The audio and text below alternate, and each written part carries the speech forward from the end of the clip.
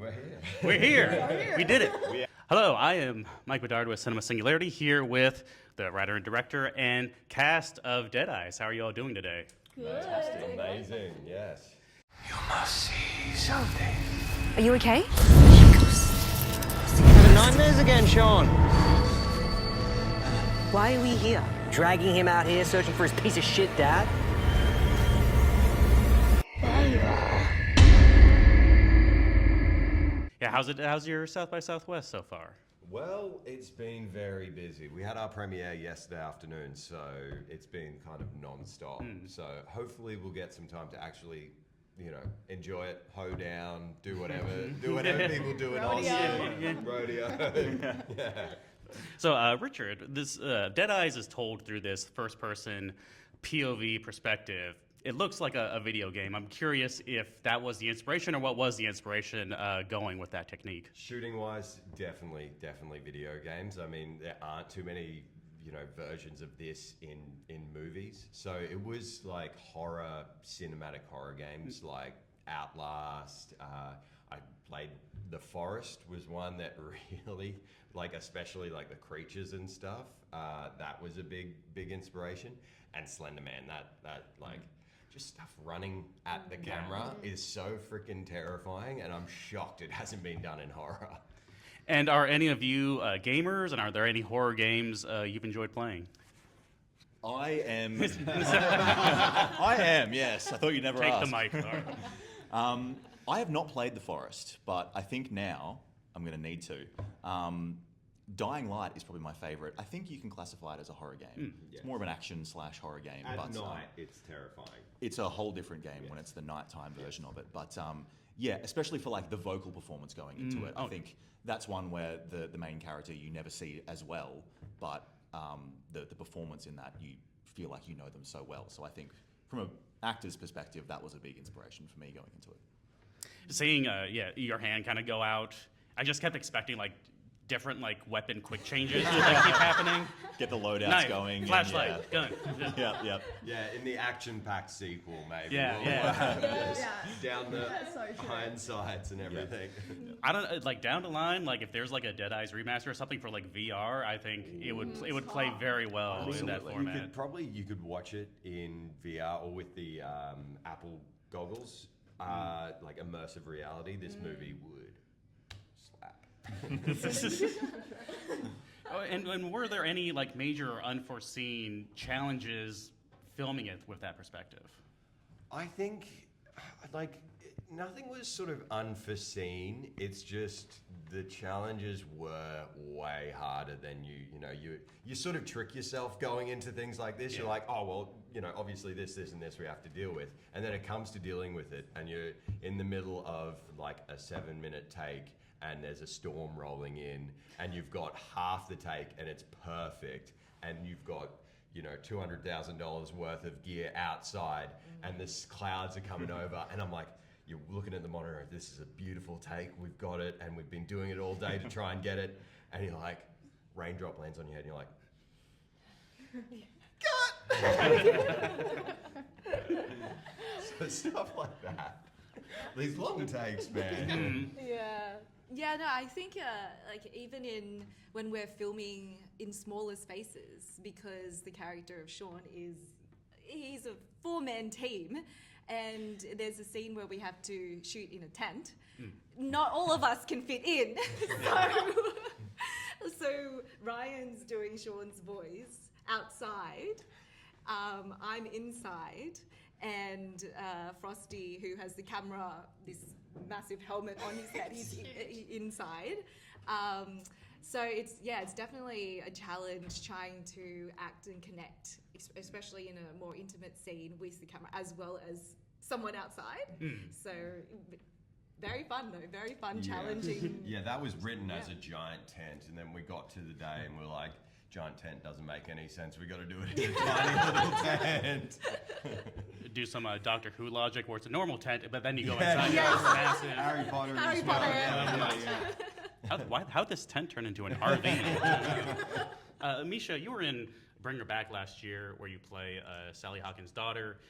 you die, and then she tries to bring you back to life. Here you play a daughter who dies, and then your father tries to bring you back to life. When you got into acting, did you ever see yourself in that niche?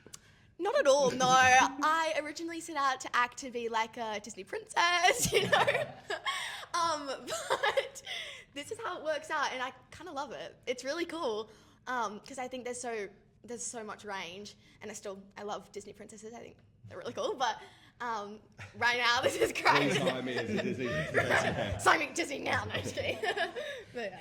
And how many of the, because there's like a bunch of clones, and I saw on IMDb there was someone else playing. How much of the kind of more, I don't want to spoil anything, horror-y things did you get to do with that character? What would you think? I think I did a couple. So the horror-y stuff, that was sort of split between Mischa and Freya, another great young actress. Incredible. But Mischa did some crazy prosthetic work. I think the main one, and it's on the poster, so it's not a big spoiler, but the doing a scene blindfolded, basically, with prosthetic inverted eyes, having to, do multiple takes, not knowing where your mark is and sort of guessing and like feeling around. It was nerve-wracking for me as a director because I'm like, it's like Big Brother thing. I'm like, oh no, how much am I going to put this girl through? I mean, he fell, so like he got more injured than I us. slipped over while she was blindfolded, so. And Ana, what do you think is the more daunting thing to take on? Cannibalistic little girls or the dinosaurs from Primitive War? Oh my gosh, I don't know. Well, to be honest, I'd say Lily is a pretty terrifying character, and I guess in the dinosaurs, you don't actually see the dinosaurs when acting, so that's like all my imagination. Wait, what? Yeah. Wait. You know, I don't know if you knew that, but you don't actually see that, so. Oh, man. The amount of dinosaurs losing their jobs to CGI is crazy. No, but Mischa is just like terrifying. I know. I would have to say Mischa. That's what my mum says as well. And Ryan, were there any, what kind of unique challenges did you have with your role? I mean, were you behind the camera most of the time? Is that your arm kind of coming in and out of frame? It's not my arm. That would be Frosty's, our camera operators. But yeah, the challenge was the character of Sean was made up of 4 people typically. So you had Frosty, our camera operator, his camera assistant wearing the guts of the camera and sort of spotting him because he can't really see anything. Then you've got me performing to the other actors, and then we've got our boom operator. So I think the challenge was that 4-man team moving as one unit and coordinating and knowing when Sean's going to quickly look behind him, so we all have to scuttle out of the way so we're not in the shot. So that was a fun challenge. But then you've also got things like not really being able to perform with people in the traditional sense.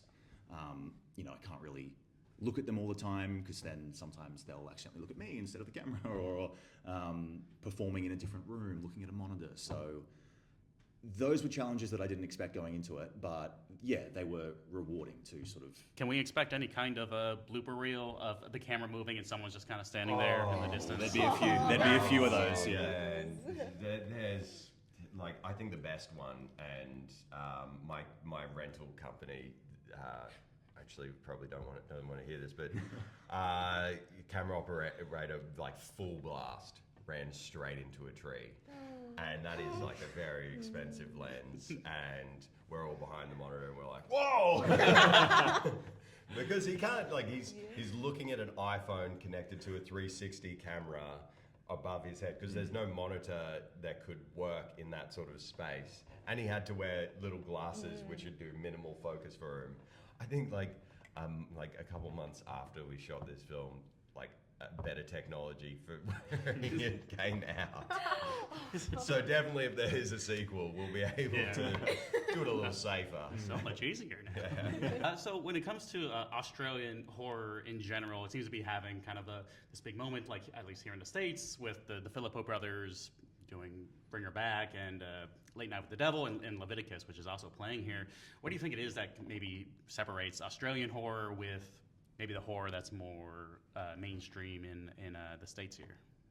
I think with all horrors, it's surprises, and it's doing something different, and that's this kind of horror that's really stuck out. I mean, even like between American and Australian horror, it's the movies like The Babadook, it's the movies like The Witch, Talk to Me. They're just such original concepts, and I think Australia, because it's like that separate, we have these different ideas and different ways of tackling it. It's a bit like comedy.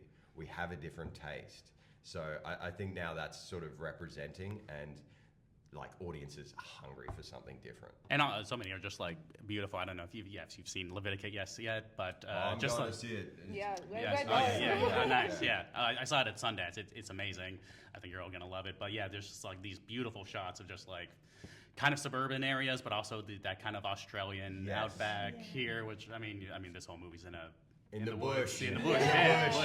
Yes, well, that's the cool thing about Australia. Like it's so foreign, and foreign is scary. Like that look. It's not alpine. It's the bush. Yeah. Thank you all so much for taking the time to speak with me today, and I hope you have a great rest of your South by Southwest. Thank you so much. Appreciate Thank you so it. much. Appreciate it.